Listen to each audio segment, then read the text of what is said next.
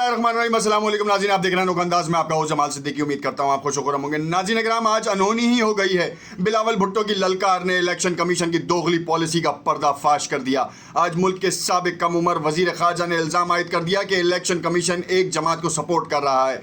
बिलावल आज इमरान खान की ज़बान बोलने लगे। बड़े पर्दे पर हैरान कुन फिल्म चलना शुरू हो गई। अब इस फिल्म का हीरो और विलन कौन होगा ये जानना बहुत ज़रूरी है। आज मामलात इस रुख पे पहुंच चुके हैं कि आज आरिफ अलवी साहब का आज आखिरी दिन है, जो कि सदर पाकिस्तान के मनसब पे थे। अब क्या होगा? क्या आरिफ अलवी साहब जो हैं वो अपनी सीट छोड़ देंगे? और इलेक्शन की तारीख का क्या होगा? क्योंकि पीटीआई ने अपने ही पार्टी से ताल्लुक़ रखने वाले सदर से ये इल्तमास किया है कि आप इलेक्शन की तारीख का जल्द अज जल्द ऐलान करें, आइनी जिम्मेदारी निभाएं, क्योंकि इलेक्शन कमीशन तो जो है वो तूल दे रहा है इस मामले को। बिलावल भुट्टो जरदारी भी जो है इलेक्शन कमीशन से जो है वो तारीख लेने के लिए बेताब नज़र आ रहे हैं। और इलेक्शन कमीशन के हवाले के साथ साथ उन्होंने उस बात का भी इंकशाफ किया कि उनके कौन कौन से रहनुमाओं के ऊपर पाबंदी हो रही है, या फिर उनके कितने लोगों के नाम, पीपल्स पार्टी के कितने रहनुमाओं के नाम जो हैं वो ECL में डाले गए हैं। मामला इस रुख पे है कि एक पार्टी को बदनाम करने के लिए किस किस तरीके के हथकंडे इस्तेमाल किए जा रहे हैं। मैं बात कर रहा हूं पीपल्स पार्टी की, मैं बात नहीं कर रहा पीटीआई की, क्योंकि पीटीआई को तो साइडलाइन कर दिया गया है। अब तो ये एक मुअम्मा बन चुका है कि पीटीआई जो है इलेक्शन में हिस्सा लेगी या नहीं लेगी। मुतादिद सहाफ़ी अपने तौर पर जो है वो नए नए तबसरे कर रहे हैं, मगर असूलन देखा जाए तो उनको लेवल प्लेइंग फील्ड तो बिल्कुल नहीं दी जा रही। यानी कि उनके तमाम मेंबरान्स को जो है वो साइडलाइन कर दिया गया है। कुछ लोग शुरुपोश हो चुके हैं।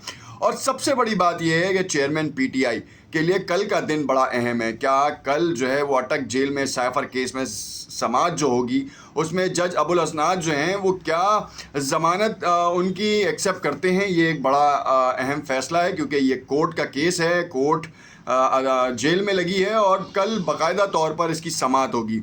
नईम पंजोता ने भी इस हवाले से बातचीत की। और क्या ये पॉसिबल है कि कल इमरान खान रिहाई पाते हैं या ज़मानत पाते हैं और उसके बाद दोबारा किसी और मुकदमे में गिरफ़्तार ना हो? क्योंकि गिरफ़्तारी हो सकती है, क्योंकि परवेज़ इलाही की मिसाल हमारे सामने है। इसी तरीके से मुतादिद पीटीआई रहनुमाओं की जो कंडीशंस हैं वो हमारे सामने हैं। मोहम्मद अली ख़ां की हमारे सामने है, शरियार आफरीदी की हमारे सामने मिसाल है। और अब तक जो इतने रहनुमा बंद हैं उनके ऊपर केसेस चल रहे हैं, और जहां वो रिहाई पाते हैं दोबारा गिरफ़्तार हो जाते हैं।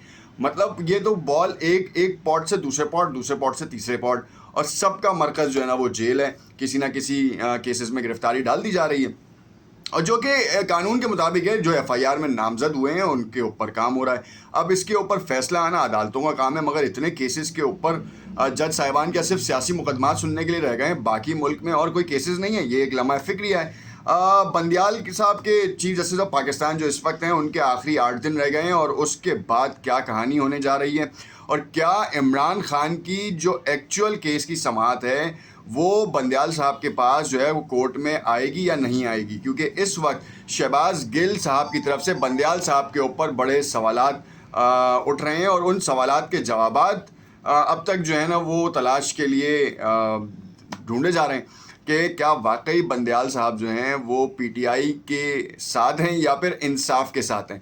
असल में मामला सारा ये है कि कुछ लोअर कोर्ट्स में जो है वो केसेस चल रहे हैं, और बंदियाल साहब के ऊपर अब जो है ये फोर्स या प्रेशर किया जा रहा है सोशल मीडिया के थ्रू कि आप जो है उन केसेस को अपने सो मोटो एक्शन या अपनी जुरिडिक्शंस के को इस्तेमाल करते हुए या अपनी पावर्स को इस्तेमाल करते हुए अपनी जुरिडिक्शन में ले आएँ, उसकी समाअत करें और उसके ऊपर फैसला दे दें, और लोअर कोर्ट्स के फैसलों को रद्द कर दें या फिर कलअदम कर दें, जो भी उनका प्रोसीजर होता है।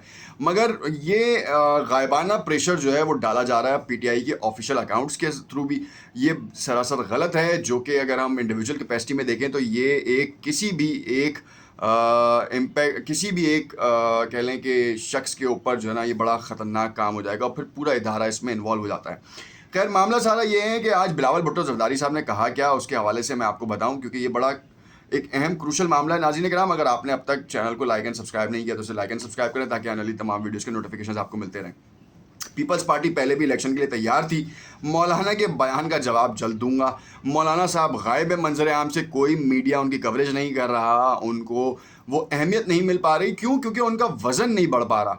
वज़न से मुराद ये कि सियासी वज़न जो है ना वो उनका नहीं बढ़ पा रहा। खैबर पख्तूनख्वा में पाकिस्तान तहरीक इंसाफ के धड़ेबंदियाँ हुई हैं। उन धड़ेबंदियों में परवेज़ खटक साहब जो हैं वो एक अलग विंग बनाकर जो है वो ये समझ रहे थे कि वो बहुत बड़ा तीर मार लेंगे, मगर उनको कामयाबी नसीब नहीं हुई, बल्कि जो उनके पास आए भी थे वो वापस चले गए। क्यों? क्योंकि वो मफादी टोला था, जो उनके साथ मिला था वो भी वापस चला गया। अब सिर्फ परवेज़ खटक साहब है। परवेज़ खटक साहब की इतनी उम्र नहीं कि अब वो इतनी ज़्यादा आगे जाके लीड कर सकें, मगर ये अहम सवाल है कि क्या वाकई परवेज़ खटक को बैक है किसी की।